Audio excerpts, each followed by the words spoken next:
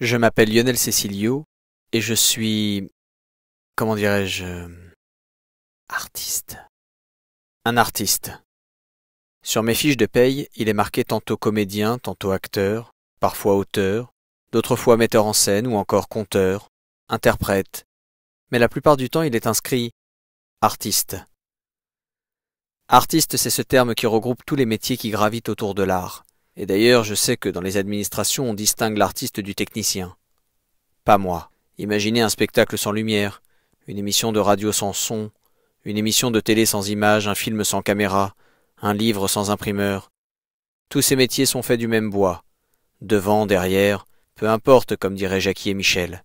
Tous au service de l'art. Tous artistes. Je sais que pour beaucoup d'entre vous, il y a comme une étrange friture parasite qui brouille la compréhension du terme artiste.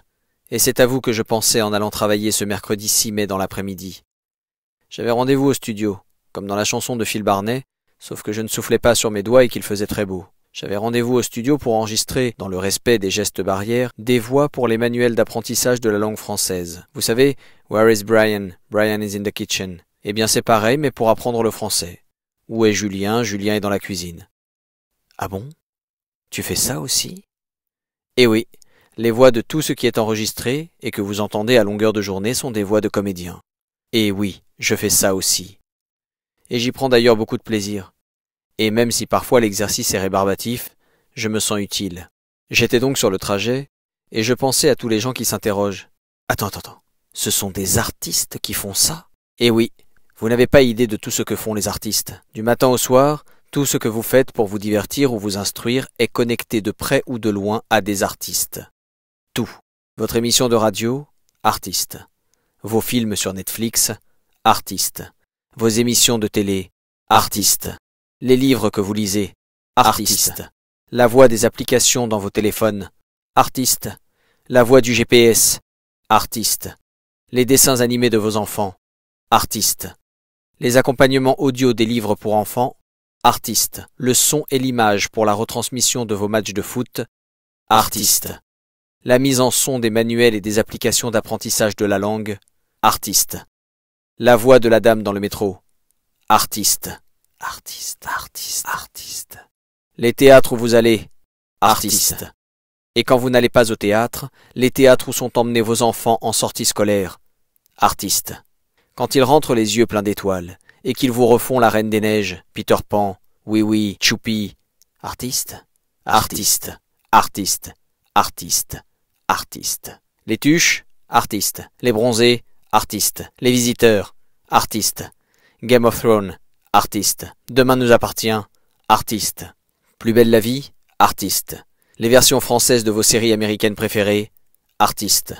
Et oui, le doublage n'est pas une opération magique faite par un ordinateur hyper malin. Ce sont des gens qui écrivent, qui font coïncider la voix française avec le mouvement de lèvres de l'acteur américain, et puis un directeur de plateau, qui identifie la voix la plus appropriée pour le physique de l'acteur, et qui dirige, pour que le jeu soit juste, un comédien qui joue la scène. Et finalement, un ingénieur du son qui mixe le tout. Artiste, 1000 fois artiste. Ah bon? Eh oui, ils sont partout, comme dirait Yvan Attal. Salomon, vous êtes artiste? Imaginez une vie sans tout ce que je viens d'énumérer. Nous deviendrions fous. Et je pensais à tous ceux qui n'ont pas conscience de cela. À tous ceux qui ne se demandent jamais « Mais c'est qui la voix de Siri ?» Comment ne pas prendre conscience de la place cardinale que les artistes ont dans la vie de tout un chacun, surtout en cette période de confinement? C'est dommage que les gens n'aient pas conscience de cela. S'ils en avaient conscience, ils nous chériraient davantage.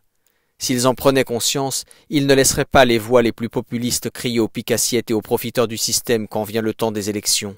S'ils étaient conscients de l'importance que notre travail a dans leur quotidien, ils ne laisseraient pas la culture dans un tel désarroi. Ils nous défendraient aussi, pour se défendre eux-mêmes. À l'exact même instant où je mettais un pied devant l'autre pour me rendre au studio, le président de la République s'exprimait sur la question de la culture, laissée pour compte jusque-là de cette terrible crise sanitaire, bientôt économique et évidemment sociale. Qu'a-t-il dit? Rien. Rien de bien intelligible. C'est flou, comme pour tout le reste. À chaque fois qu'il s'exprime, les membres du gouvernement me donnent l'impression d'assister à une discussion entre Brigitte Fontaine, Philippe Catherine, Ariel Dombal et Jean-Claude Van Damme sous acide. Ça ressemble à ce que j'enregistre actuellement en studio. Une suite de mots, et c'est tout. Cherchez l'intrus, trouvez du sens, faites le boulot vous-même. Les messages du gouvernement nous arrivent en kit, comme un meuble Ikea. Et il restera bien entendu quelques pièces dans le vide-poche de l'entrée, c'est certain. Des petites pièces, de toutes petites pièces.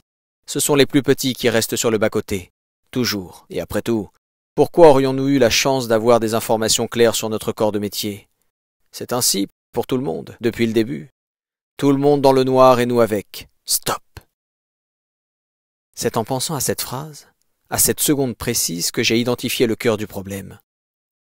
Quelques semaines avant le confinement, une large partie de la population appuyait le gouvernement dans son désir de piétiner les régimes spéciaux, des personnels soignants entre autres. Aujourd'hui, les mêmes personnes applaudissent aux fenêtres tous les soirs à 20h. N'ont-ils pas fait le lien, ces gens-là? N'ont-ils pas conscience? Bien sûr que non. Et comment leur en vouloir? Le monde va trop vite pour penser aux autres. Nous sommes lancés dans une course terrible, esclaves de ce monde capitaliste poussé à son extrême. Telle comtesse du Luberon lancée à 80 km/h dans la 6e à l'hippodrome de Vincennes, nous portons des œillères pour ne pas sortir de notre couloir.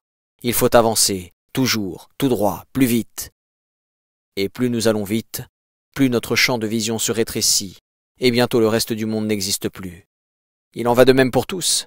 C'est ce monde qui le veut. C'est ce que nous en avons fait, tous ensemble, ou tout du moins laissé faire. Si je vous explique aujourd'hui avec force détail le large spectre de toutes ces choses vitales que regroupe l'appellation artiste, c'est parce que c'est ma réalité.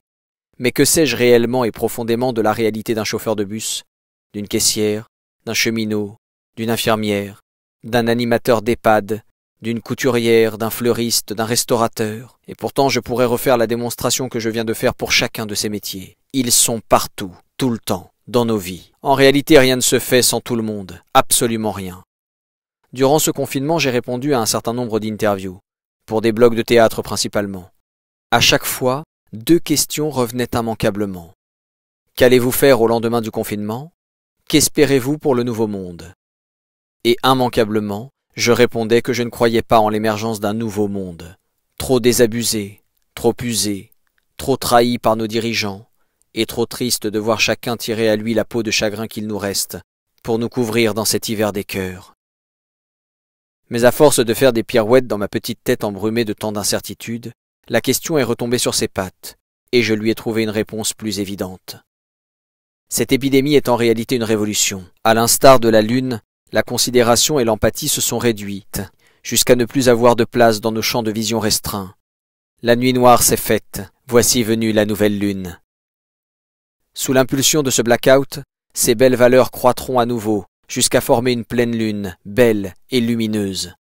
Et enfin, il nous sera permis de voir clair dans la nuit de laquelle nous étions jusqu'alors prisonniers. Voir que nous ne sommes pas seuls, voir qu'il faut un soleil à une lune, et une lune à une terre pour que tourne un système. Voir que nous sommes interdépendants, que prendre soin des autres, c'est prendre soin de nous-mêmes. Et que ce nouveau monde commence ici et maintenant, par chacun d'entre nous, par ce petit geste. Enlever le masque, retirer nos œillères, considérer le monde, faire preuve d'empathie. Et voilà que tout naturellement, dans cette clarté nouvelle, me vint la réponse à la seconde question. Qu'allez-vous faire au lendemain du confinement? Je vais ouvrir les bras, faire preuve d'empathie, considérer mon prochain. Alors la question n'est plus pour moi de faire prendre conscience à ceux qui ne la soupçonnent pas ce qu'est la réalité des artistes.